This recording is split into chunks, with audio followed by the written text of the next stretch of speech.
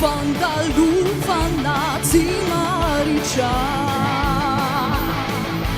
Toy androany samy alle toizao sy anao Fidra toerana ny lavitra Sy toeran'izay efa miandry anao anioa Tsy mba hitany maso fa any ankoatra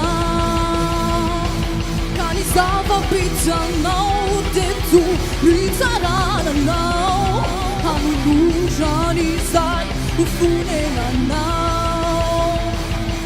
Fiainam-pahaverezana feno fahoriana No miandry ireo izay tsy mba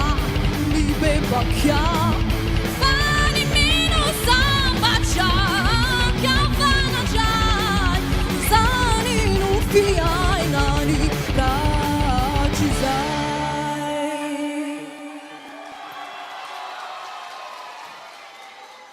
Nareo ve reto mahita hoe tena mifanaraka be am'le loha hevitra ny hira hoentin'ny Rosanandro any satria ary misy mikikika ihany koa matahotra miaraka amin'reto zombie ve sa vampire sa inona tsy haintsony a